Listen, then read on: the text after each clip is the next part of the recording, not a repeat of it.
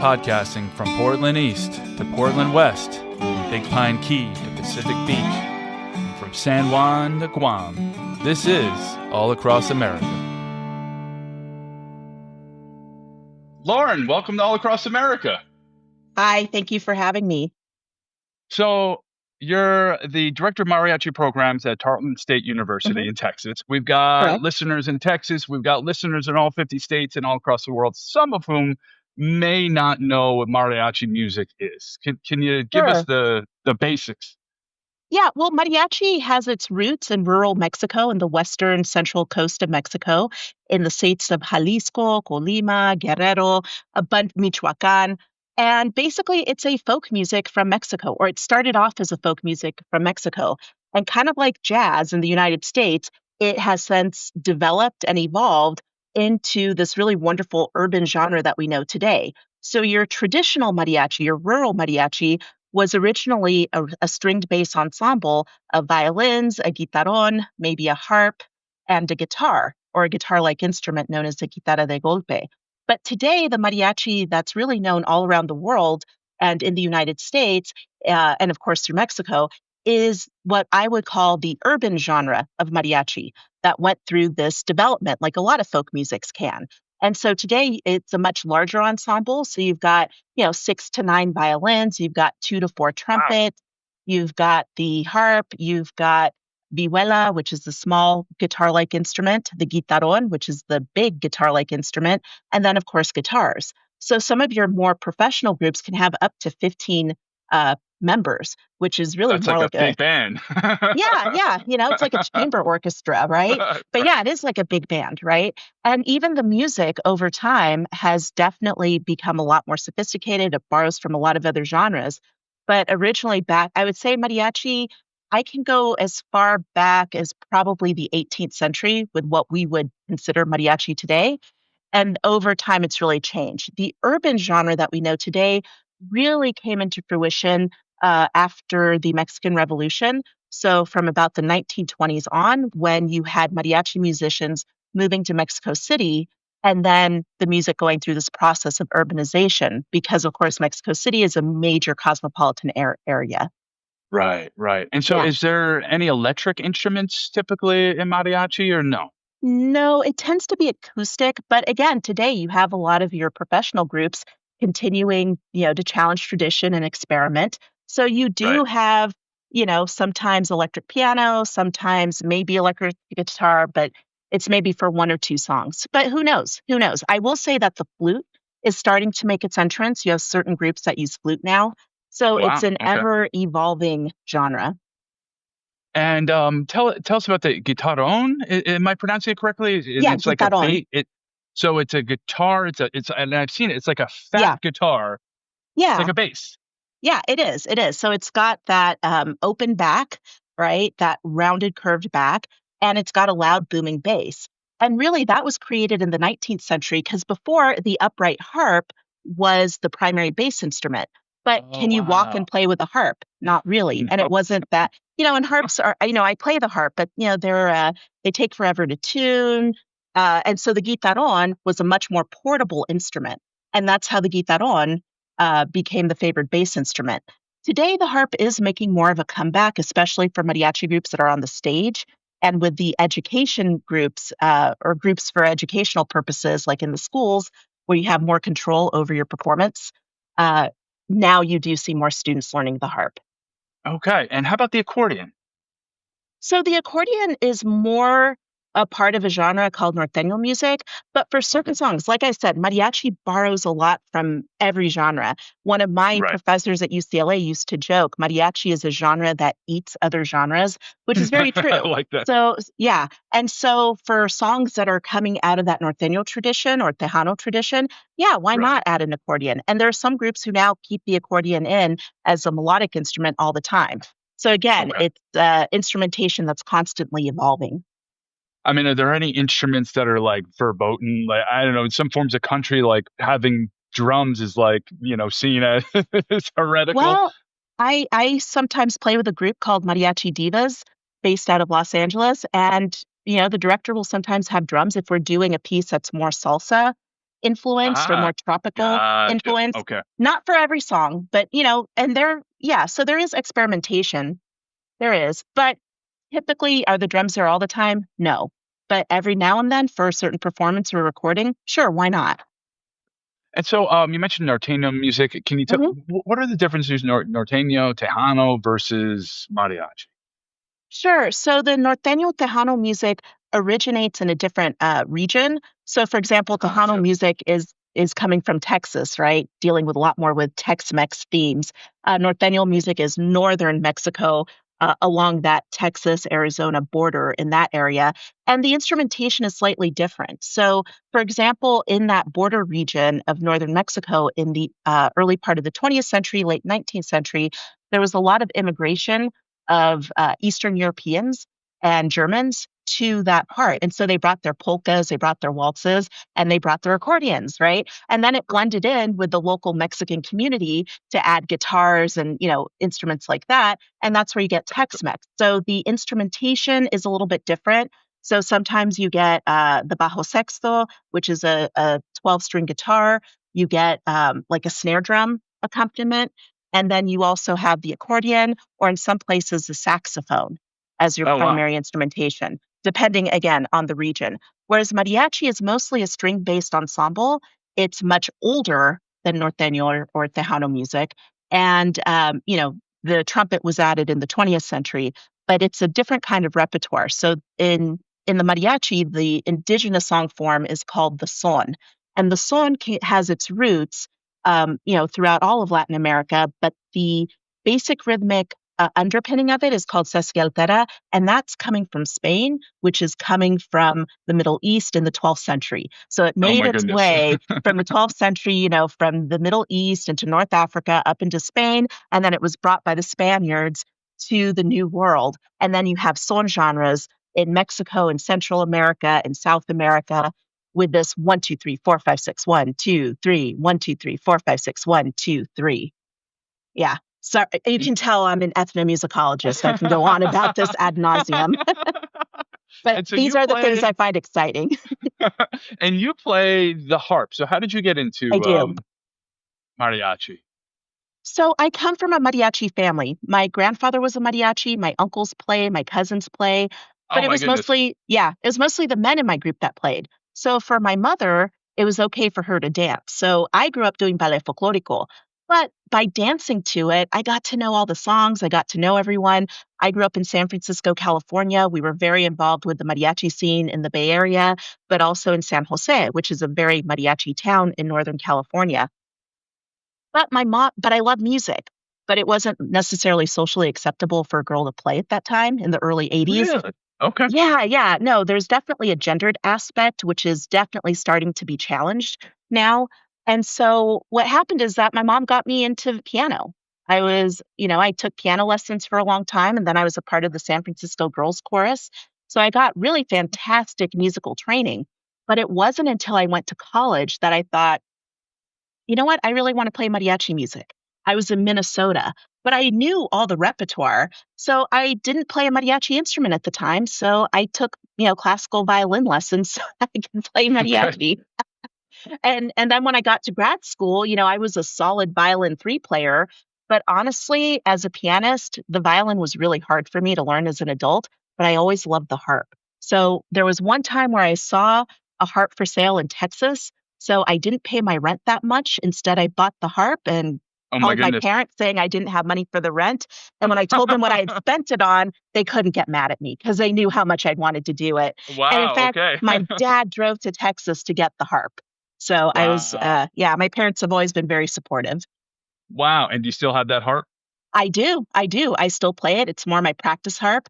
My dad and I drove to Guadalajara in 2005 to the Morales family to get my professional harp, and I still play that one today. Wow. Yeah. Okay. All right. And I'm Yeah. sure the rental unit is long forgotten. Oh yeah. Oh yeah. But my dad still likes to tell that story. But I'm very fortunate that my parents were so supportive because at first it was like, what could you have spent that money on?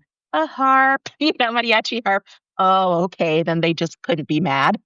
No, and musical instruments last for Hmm. generations. And, Oh, I mean, absolutely. we're talking on a computer. I've got a MacBook, and 10 years from now, this thing will be as worthless as a boat Yeah, anchor. Whereas, yeah. when you buy an instrument, you hand it down to children and grandchildren. So it's, to Oh, me, yeah. I say that all the time. It is such a great, worthwhile Oh, it's a great investment. investment. It is. It is. And so, talk about women in mariachi. How is that changing? You Yes. said you're a member of the Mariachi Divas. Correct, correct. So Mariachi Divas, I'm very proud to be a member of that group. Their founder is a true visionary.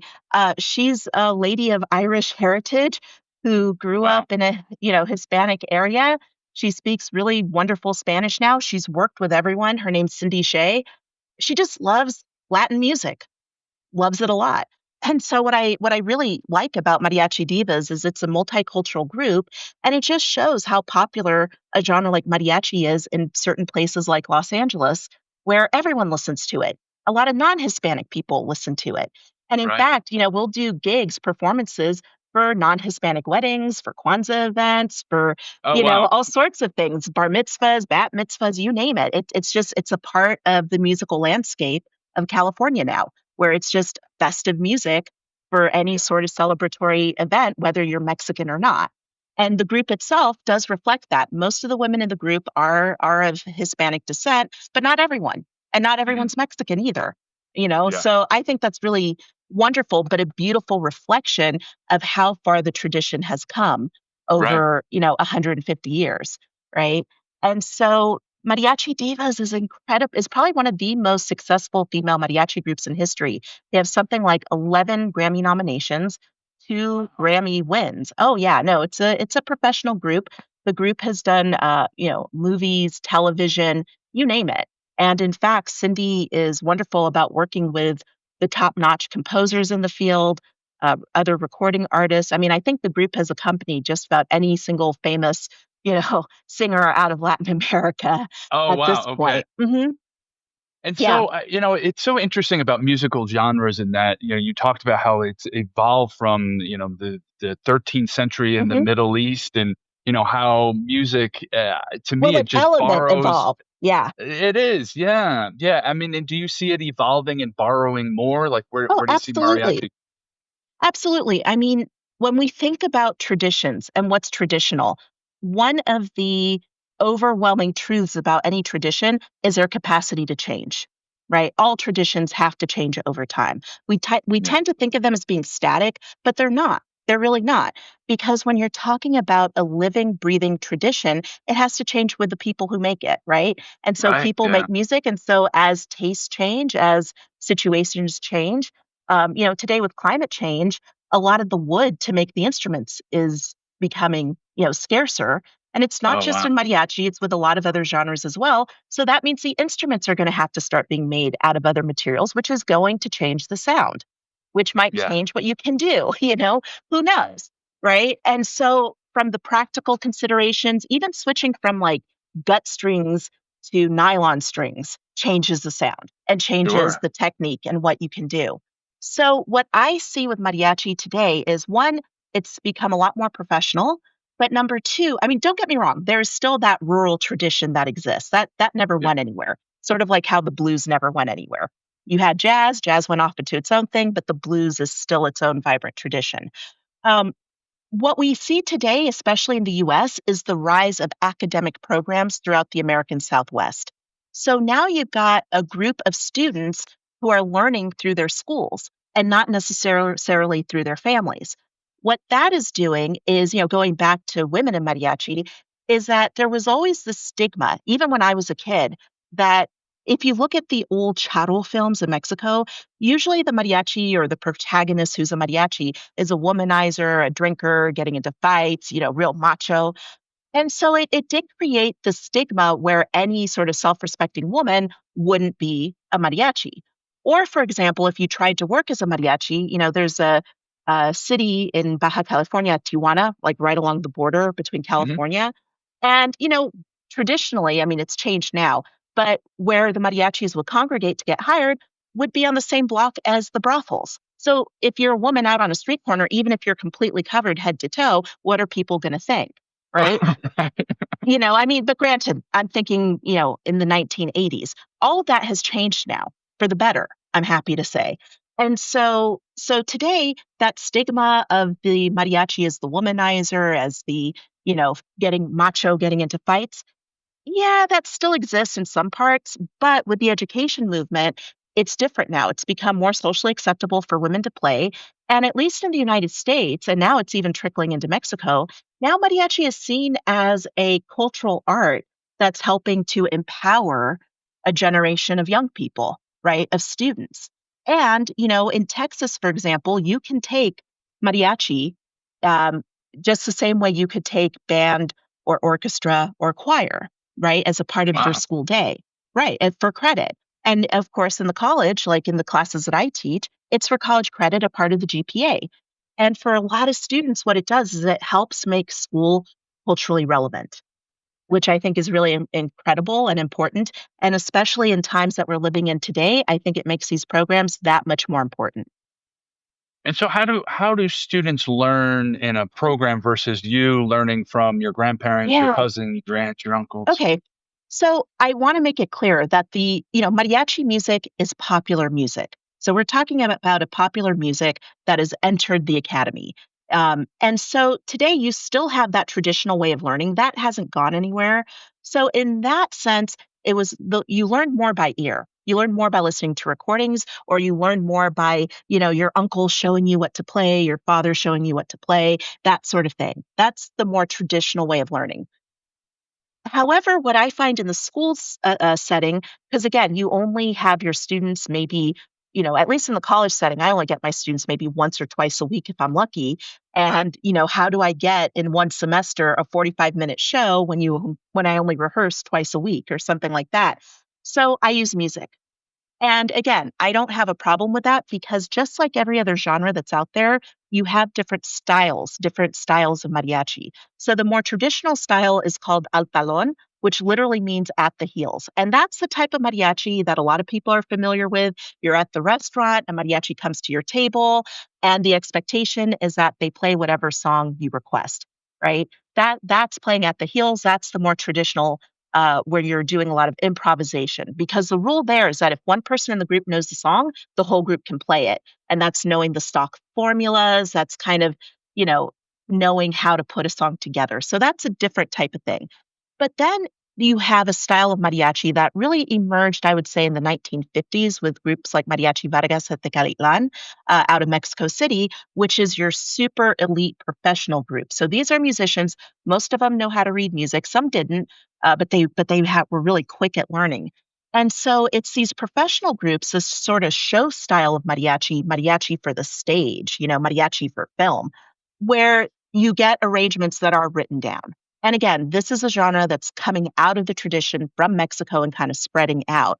So for me, in the university setting and in the school setting, that's the style of mariachi that works with the paradigm that already exists. So it's not making up something new, but it's again borrowing from that show style of mariachi. So with that, I'm able to either write out parts or I'm very blessed that I've worked with some wonderful mariachi musicians. Jesus Guzman is one of my mentors from UCLA. He's now the director of Mariachi Los Camperos, the Naticano, which is one of the oldest and probably most influential mariachi groups in the United States.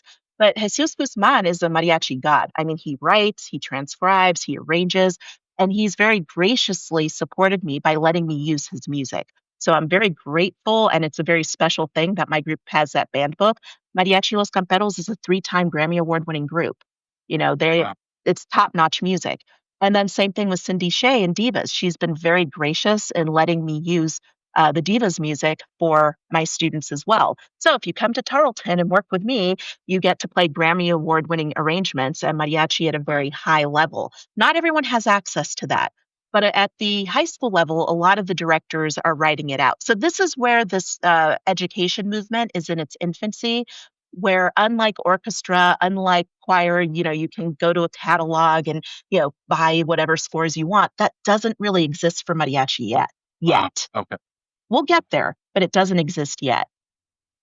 And so you were Yeah. talking a little bit about the musicology and then also about how if one person in the group knows the Yes. song, the others can Hmm. follow. So can you talk a little bit Yeah. more about that? Yeah, absolutely. So when I was in graduate school, being trying to do my field work and all this stuff, I actually used to go out. So in Los Angeles, close to East LA, is a neighborhood called Boyle Heights. And in Boyle Heights, they have an area called the Mariachi Plaza. And so it's an area where a lot of mariachis will congregate waiting to be hired. But what I think a lot of people don't realize is that, you'll have one person kind of like a boss say, "Hey, are you free? Are you free? Are you free?" So there would be times where you'd be playing with people you've never played with before, and you're doing a 2 to 3 hour gig. So what that Wow. requires is that, you know, we have sort of these stock arrangements that kind of came out of the 1940s through the different cowboy movie films, like the singing cowboy trope that was popular in the U.S. That started in Mexico. But anyways, so what would happen is someone would yell out a song. Okay, what's the song form? It's a ranchera. Okay, so the ranchera is a type of genre within mariachi music. All right, so what key is it in? Okay, it's in C major. All right, what's the tempo? Oh, okay, it's going to be a ranchera in 3/4 or 4/4. Oh, it's a 3/4 1. Okay, we're going to do this. They'll call it a sinfonia, which is kind of like a stock intro, right? And so we know we can do the intro, and then it's sort of, again, it's knowing what the stock formulas are, and if you know what the genre is, if you know what the time signature is, and you can kind of bake along. And there are sort of these stock adornments that the violins can do. And so with that, with the ranchera, about you could get away with playing 20 rancheras with sort of that stock arrangement. And as long as someone can sing the melody and knows the melody, Right. great. Great, Really neat. and so that's sort of, I like to think of it, and again, this is me being the ethnomusicologist here. For me, it's a very Baroque modular style of music making, right? If we really think back, but it would fit into the roots of when these son genres were kind of created in the New World, where you had all of this intermixing of people and culture, food, music, everything, right? So that the Spanish brought this escalera with them to the New World, and then it kind of manifested itself into these different genres throughout Latin America.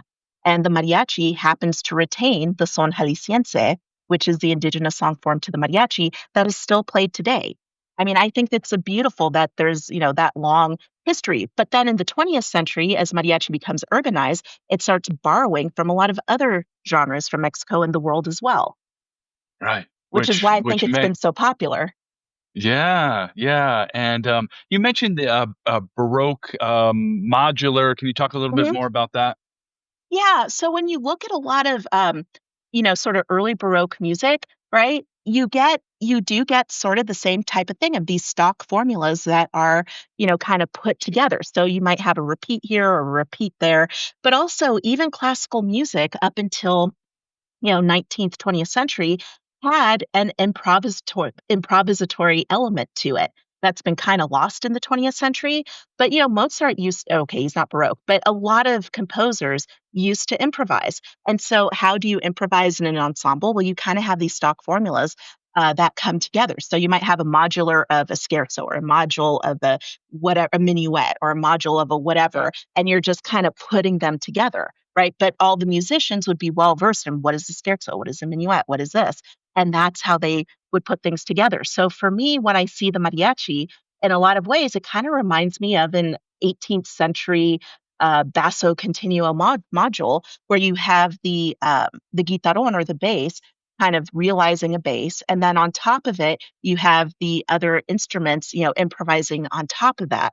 And there have been other musicologists in Mexico who've noticed this too about the different son genres. It's not just mariachi. You've got son jarocho, you've got son huasteco, which are still really popular. In Latin America, even the joropo is a type of son genre. You've got them in Guatemala, you've got them, all over. Then it's this throwback, but they're still popular today, which I think is beautiful.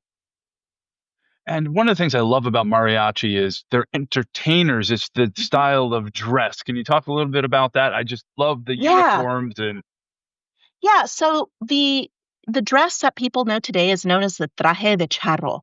And so it's basically the cowboy suit, so to speak. And so, but today the traje that the mariachis wear is a very stylized version of that because you do still have cowboys for the jaripeos or the rodeos wearing the more rugged style of traje, to actually work with horses. But one of the things I think is important to note is if you look at photos of Mariachi Vargas at Tecalitlan from the 19th century, from like 1898 when they were founded, they're in their peasant garb.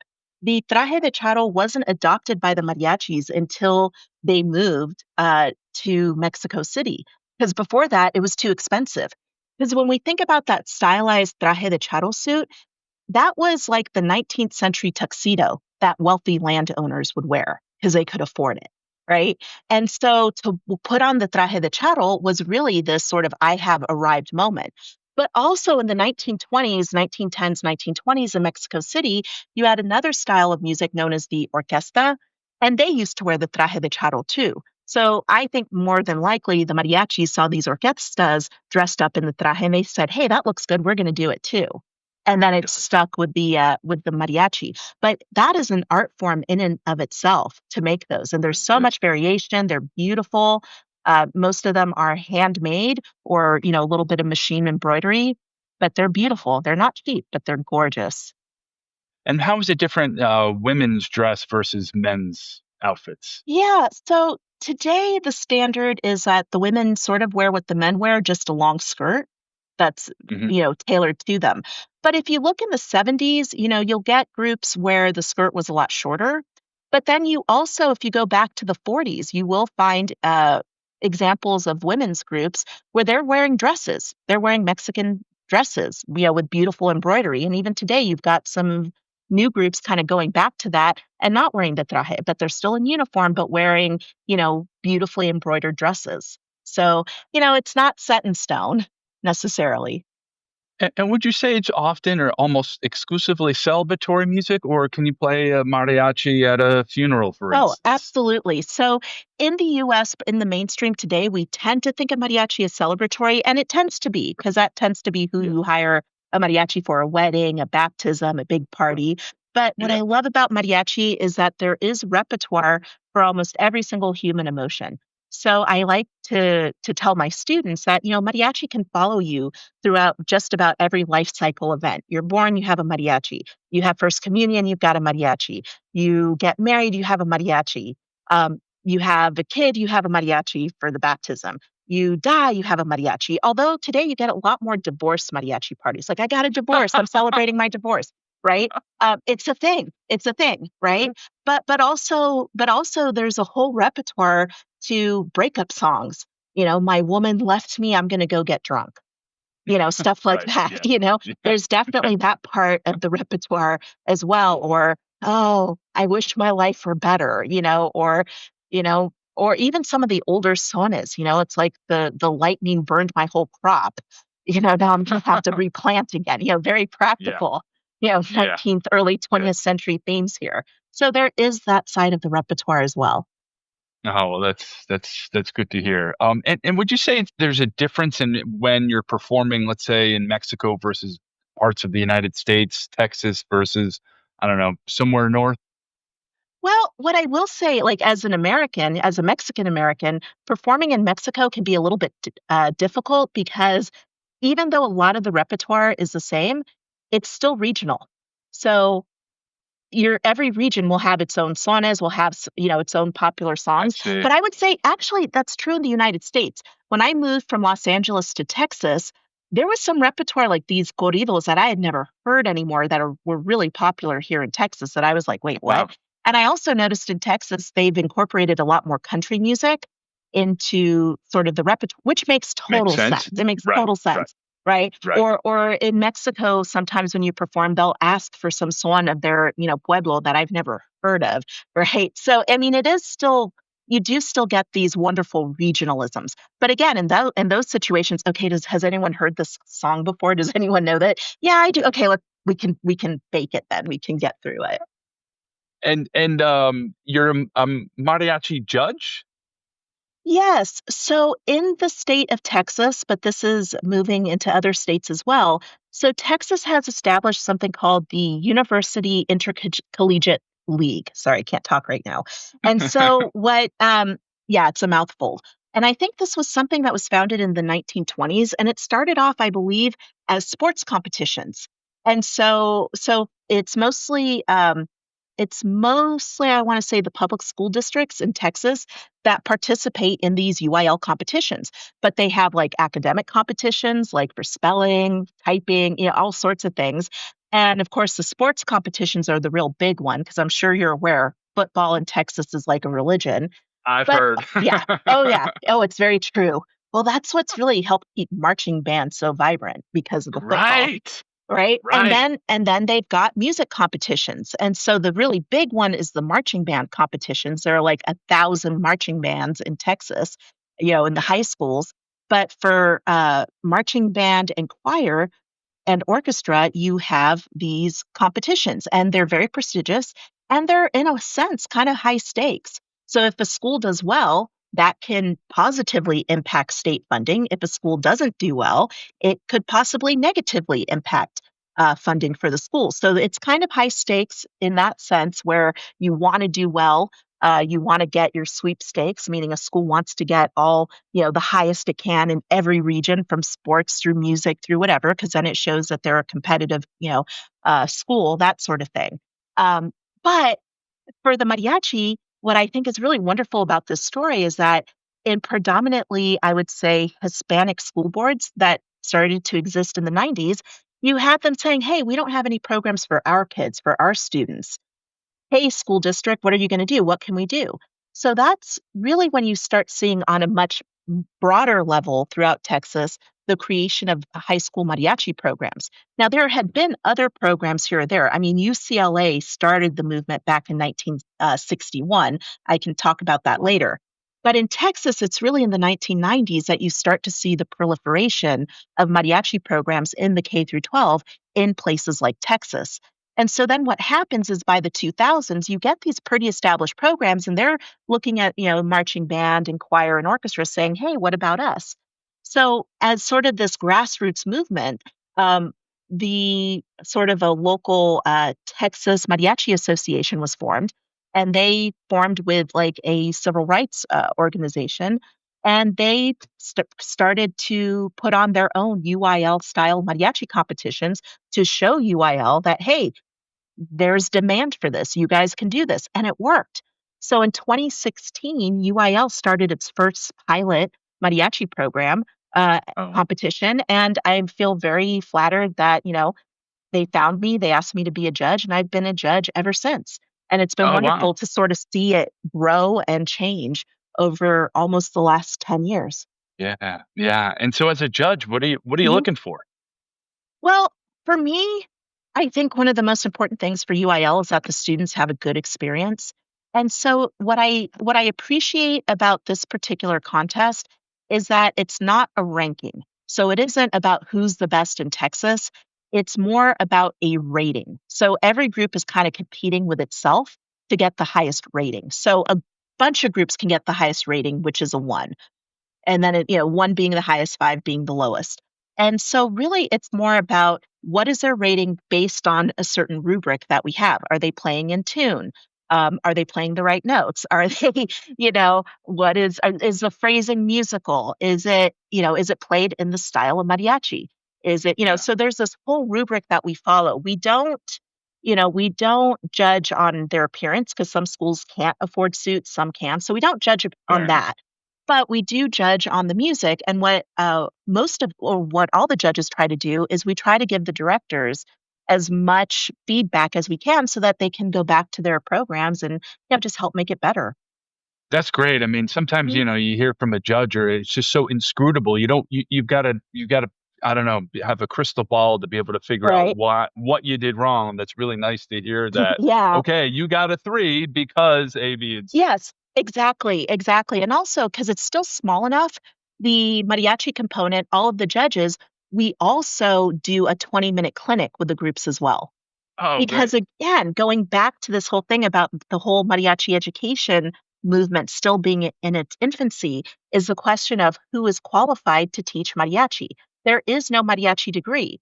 And one of the Right. things I always bring up in when it comes to music education in Texas, which is actually quite good. But at this point, how many hours of mariachi training does a teacher need to teach mariachi in the schools? Zero. So, with that being said, you do get some instances where you have band and orchestra teachers who've been voluntold to teach mariachi who maybe don't know that much about it, right? Right. Or you might get sort of that community mariachi person who doesn't really understand curriculum or K through 12 this or that who will then teach or so it's still we're still in that process of what does it mean to teach mariachi in the schools, who's qualified, and that's where I'm hoping my program at Tarleton can help bridge that gap and Oh where wow. we are trying to create that degree to meet that demand. Oh wow. All right. So your students will eventually work in public K through 12 or private systems in Texas and throughout the Possibly, Southwest. Wow. possibly. So what we're doing at Tarleton is I'm in the process of writing a proposal to create a mariachi institute that doesn't exist yet anywhere. And part of that is to address both the academic study of mariachi, the performance aspect of mariachi, and then of course the teaching of mariachi. Right, in the schools. So, I'm calling it really one of the first mariachi studies programs, and that doesn't exist yet, right? And so the idea is that you really can't have any of these 3 facets thriving unless you have the other. So sure, you can have a wonderful performance program, but what does that mean without the music history to back it up, so to speak? And then same thing with the teaching. You can't really, I feel, have a thriving teaching program unless you've got the performance and the history also to back it up, right? And Right. so that's something that we're trying to create, that we will create or are creating at Tarleton. And I'm very thrilled that I was hired to create this new program and to really see a vision I've had since I was in grad school back in Wow. 2002, right? So That's it's the super exciting. realization of a dream. Oh, it really is. And I'm very grateful to have, to be at a university that has true forward thinking leadership. That's great. And so when do Yeah. you expect the institute to kick off?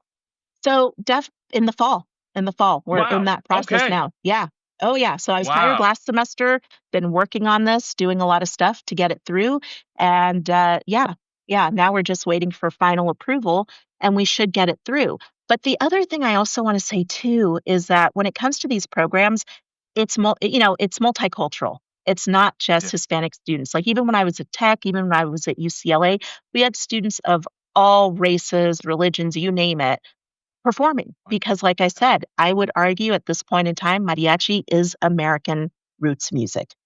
Sure. Sure is. Yeah, I'd agree with you. No Hmm. argument between you and me. Yeah, yeah, yeah, So let's get back to UCLA in yeah. 1961. You had said you wanted to talk a little bit more about that. Sure. Yeah. So I graduated from UCLA with my master's and my doctorate back in 2011. But one of the reasons I was really excited to apply and to go to UCLA is one, they have, they're one of the oldest, one of the first ethnomusicology programs where you could get a degree, a PhD in a field called ethnomusicology. And that was something I was very interested in. And then also knowing the history. So at UCLA in 1961, you had this visionary professor named Mantle Hood who coined a term called bimusicality. And basically, his premise was that if you were going to study music from another culture, you had to be bimusical. So think about when we call someone bilingual, they speak more than one language. If you're going to go to China, then you better learn Chinese. Well, it was sort of the same thing. If you're going to study Chinese music, then you need to be bimusical, right? And so part of the ways in which he dealt with that in this new institute at the time called the Institute for Ethnomusicology is that he created the first world music ensembles. So back in like 1958, he bought the very first gamelan to enter the Western Hemisphere from Indonesia. I've gotten to play on that gamelan. Everyone in ethno gets to play on that gamelan. And then in the early 60s is where you see the original ensembles, of which Music in Mexico was one of them. And so you had a gamelan ensemble, you had a Japanese gagaku ensemble. When I was there, you had a Brazilian batucada ensemble, a Near Eastern ensemble, a Bulgarian ensemble, right? And this is part of our training in this program.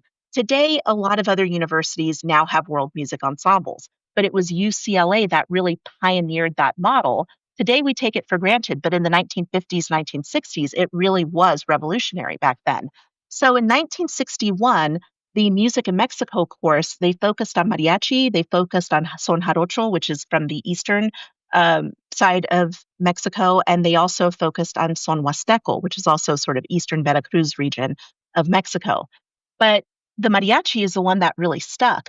But if you look at early photos from 1961, the class was originally started by a graduate student named Don Borchert. Don Borchert died around 1968, 69, we're not exactly sure, in the field while doing his fieldwork for his dissertation in Mexico. Had he lived, he would have become the preeminent mariachi scholar had he, not had his untimely death. Now, before he died, he did deposit into the Ethno Archive what he had completed of his dissertation. And so I got to use a lot of those handwritten notes that he had when I was writing my own dissertation, right? So I kind of tried to recreate as best I could in one of my chapters this early history of the mariachi program at UCLA. So Don Borchert and another student found a mariachi practitioner who was working, picking onions in Camarillo, and they invited him to teach them. So that first mariachi ensemble at UCLA was a bunch of, 20-year-old white guys, graduate students who wanted to learn the systems. I shouldn't say all white men because there was one white lady, Linda Stell, who would sing and they put on these shows. But it really isn't until the 70s, and again, this goes hand in hand with the civil rights movement where higher education becomes more accessible to women, brown, and black people, where you start to see more brown faces in the ensemble. But a lot of those practitioners from that original group, and then later on, as the 60s progressed, went on to found some of the first mariachi programs at other colleges, whether it was in Arizona and Texas, wherever it happened to be. And also a lot of the high school programs in California got started by, graduates of this program. And that's Wow. just kind of seeing it through. Fast forward to the early 2000s when I get to UCLA, you have a music in Mexico class, which is really more the appreciation of mariachi, but the sort of more professional group that had existed in the 70s called Mariachi Uclatlan kind of went defunct. So in 2006, my friends and I realized, hey, we've got a group of people who can really play here. Let's revive it. So we did. So we revived Mariachi de Uclatlan, which at the time was more of a student ensemble. Jesus Guzman, who's I talked about him before, who's the director of Mariachi Los Camperos, he's now he's been teaching the mariachi at UCLA since the 90s. They brought him in as a teacher. And so, he would help us out after the main class. And so, yeah, we started going to different competitions, winning, doing well. I was the student leader of it back then. And so as I graduated and as I was moving to Texas for the job, one of the last things I was able to accomplish working with the chair at the time, Helen Reese, is we were able to get Mariachi de Uclatlan to be its own class. So now there are two mariachi classes, the beginner class and the more advanced Oh, wow. class. Yeah, yeah. So I'm really proud of that. And the group is just thriving. So I'm like, oh, something I helped revive is still doing really well, Wow. 10 years, 15 years later. So that's something I'm very proud of. Yeah, that's something very special to see. But Have you a had them lot of people, I just want to add, a lot of people from that program have gone on to play professionally, have gone on to win Grammys, have gone on, to start their own programs or teaching in the high schools. And like for me, I'm coming from that program and I'm in Texas. And so I Yeah, feel like I'm yeah. kind of helping to spread that model that was created back in the 60s. Nice. Well, and now you've taken it to Tarleton State, and Hmm. there'll be somebody on some podcast 25 Yeah, years from now talking yeah. about Lauren Salazar, Oh, I hope hopefully. so. That's a dream. I would be so thrilled if that did happen. That would be amazing. That would, and I have no doubt that'll be the case. Well, and maybe we could get back to the music Yeah, itself, and like, can you just absolutely. describe the instrumentation and what Hmm. what roles what are considered the more Hmm. important mariachi instruments? And I Yeah. know I can get into some controversy there, but Yeah. So when we think, I'm going to talk more about the modern ensemble since that's what most people are familiar with. So when we're looking at the mariachi today, we can think about it in terms of the melodia section, so the melody section, and the Mhm. armonia, or the harmony or rhythm section. So I'll talk about the armonia first. So the armonia is really the backbone of the mariachi.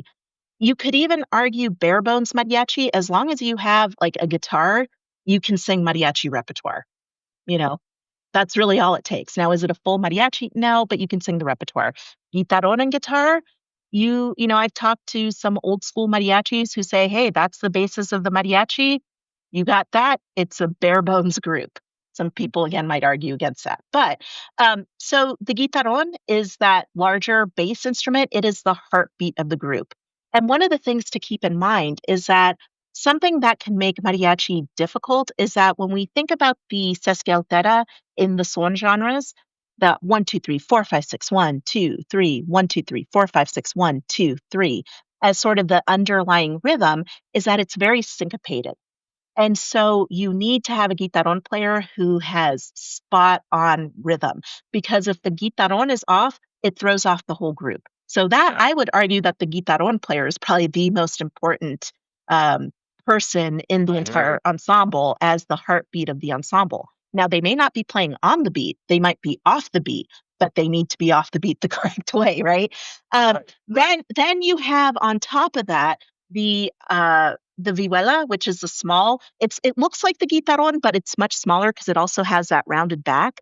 And so the vihuela is a smaller. It has a much higher pitched timbre. It's a 5-string guitar-like instrument. It has an interesting tuning. But what's interesting, okay, so you've got that, and then you have the guitar, right? And it's your European acoustic guitar. And so the guitar and the armonía are playing pretty much the same thing, but it's a very rhythmic strumming pattern known as manicos. So it's not like classical guitar where you're playing melody parts. No, this is a strum and it's rhythmic, right? Because one of the things to keep in mind, especially when you look at some of the antecedents to the modern mariachi, like in Michoacán, son caletano, son caleteño, son guerrirense, which are other son genres nearby, they use drum, right? And you do have drumming traditions from the African elements and drumming traditions from indigenous elements. Okay, where did the drum go in the mariachi? Well, it went into this very percussive rhythmic style of playing when you look at the guitar, right? Because it's a very aggressive, or it can be an aggressive style of guitar playing. And so in terms of knowing which song form that you are playing, it is that interaction between the bass and the vihuela and guitar parts that'll let you know, like, okay, they're going chunk, chunk, chunk, chunk. Okay, that could be a waltz, that could be a ranchera, that could be a this, or is it more syncopated? Then it's probably a son, or it's probably a huapango, or it's, things of that sort. But it's really looking at the armonía section, right? And then groups that have it will have the harp. The harp usually mimics the bass, and then we'll add different adornos. So that is the armonía section of the mariachi. Then you have the melodia, or the melody section of the mariachi, which pretty much consists of your vocal parts, of your violins, and your trumpets. Now, with the armonía, especially when it comes to certain song forms that are really popular, like the ranchera or corrido, you can use the same pattern for about 1,000 songs, right? When it gets to that. And so the violins and the trumpets actually do a lot of the melodic work. They have to memorize a lot more of these, specific melodies, right? Where it gets difficult for the armonía is when it's a show, an arrangement for show, where they're getting into jazzy chords or, really trying to push the envelope. That's when it really can get difficult. Or with a more traditional repertoire like the sones, that can be difficult, especially for someone who's a beginner on mariachi guitar or vihuela. But really, the violins do the brunt of the work in the ensemble. They really do. Okay. Yeah. And so even in my college courses, I spend a lot of time with the violins, because a lot of times, they're carrying the crux of the melody, even, more so than the trumpets. For the trumpets, their challenge with mariachi playing is that since the trumpet was brought into a predominantly string-based ensemble back in the early 20th century, they're playing in a very high range on the trumpet. And so that the range is what can be really challenging for mariachi trumpet players and for trumpet players who aren't used to it. So sometimes I'll get a fantastic trumpet player who's used to playing band, but they're not used to playing in that high range. And that really does challenge them. Or I've even had some jazz trumpet players and they're like, whoa, because again, it's a much higher Yeah. range. Right. Yeah. Yeah. And so tell me about vocalists and hmm vocals, and we touched a little bit about on this before, but what are hmm songs, what are some of the themes, classic themes? Yeah, yeah. So with the vocals genre, you do get a lot of borrowing from other genres as well. And so one of the genres that's been borrowed, that it borrows heavily from is known as the Huasteco. And so the Huasteco is coming from the eastern region, eastern northern region of Mexico. And in that singing style, they use something called falsetto, right? Where they're going up into a higher voice, going from chest into a higher voice. I can't do it that well, otherwise I demonstrate.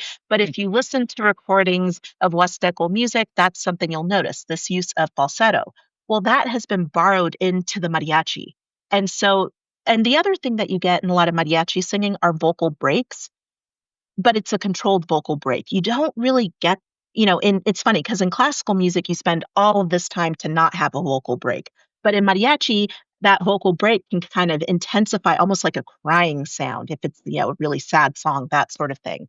Additionally, especially when it comes to women singing, it's a style that tends to sound a lot more masculine to people who aren't used to it. And it's really belting, is what it is. It's using a lot of the chest voice, but the chest voice up high, right? Mm. And so that tends to be a singing style in certain genres like the ranchera that are very.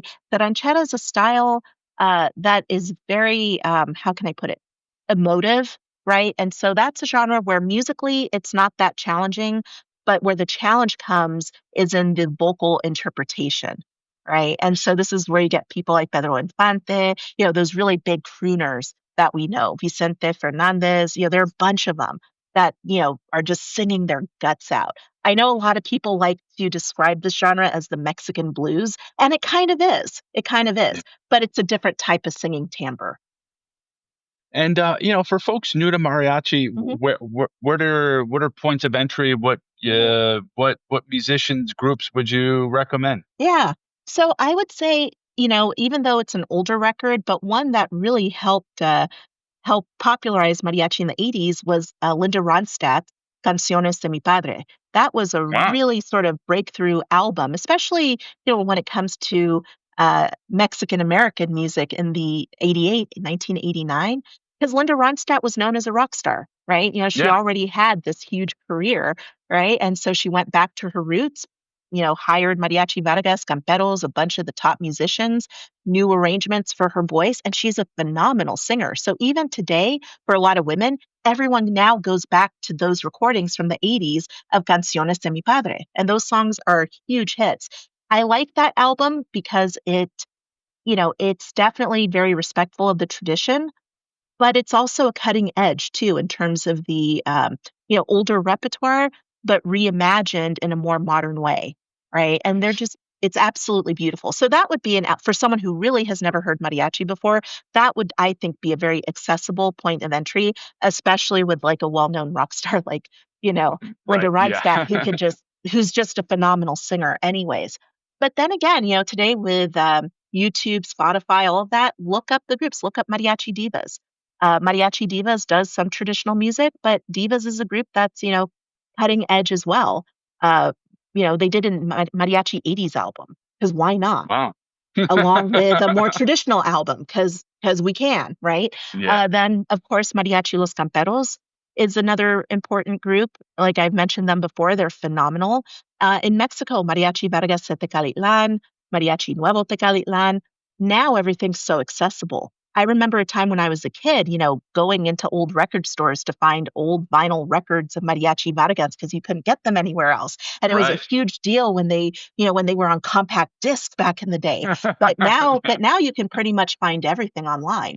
And Yeah. even if you Yeah. go You to no kidding. YouTube, yeah, even when you go to YouTube, you now have people doing tutorials. So if you can kind of play guitar and you want to learn something, they'll show you all the strumming patterns and everything like that. It's really wonderful to see. So we're here in 2025. Mhm. Where do you see mariachi in 2050?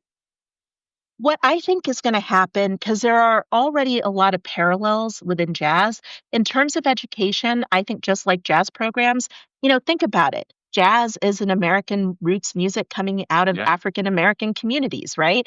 Now you can study jazz all around the world.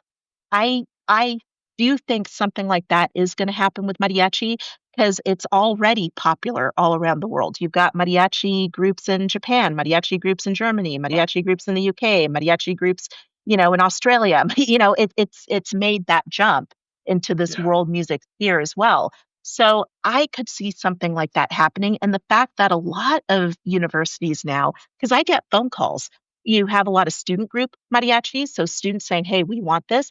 That'll probably turn into a class at some point.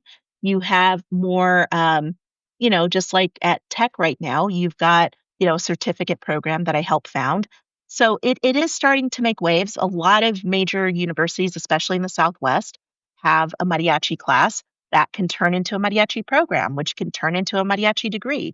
And as I said before, when people say, yeah, but what can you do with that? And I'm like, well, you do realize this is popular music.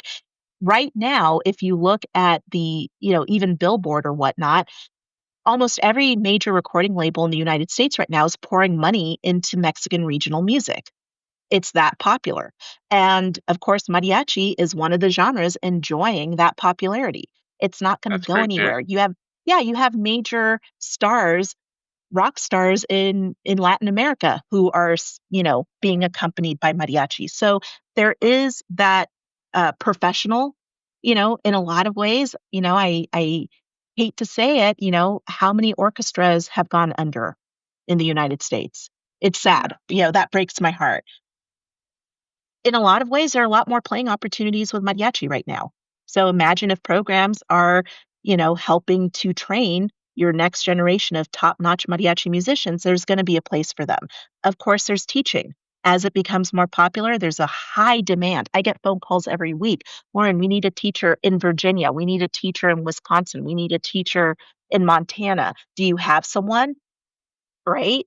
And so there's the demand for teaching as well. So creating programs for qualified teachers, that's a pathway right now. And then, of course, the academic study and pursuit of the mariachi tradition as well. What does it mean?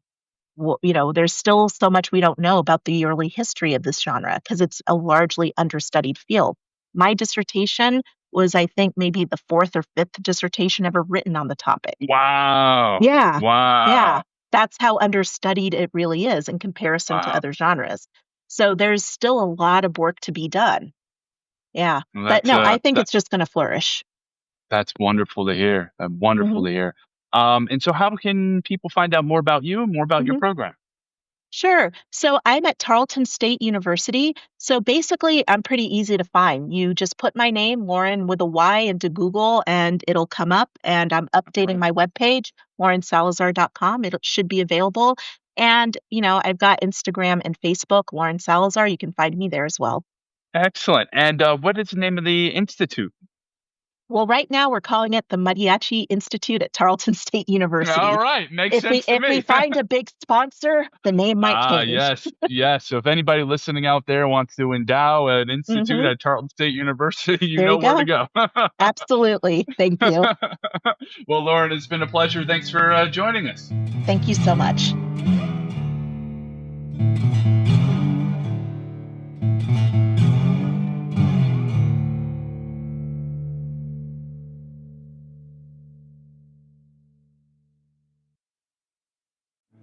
All Across America is produced by me, Marco Vig, in Ridgefield, Connecticut. Visit us on Instagram at All Across America.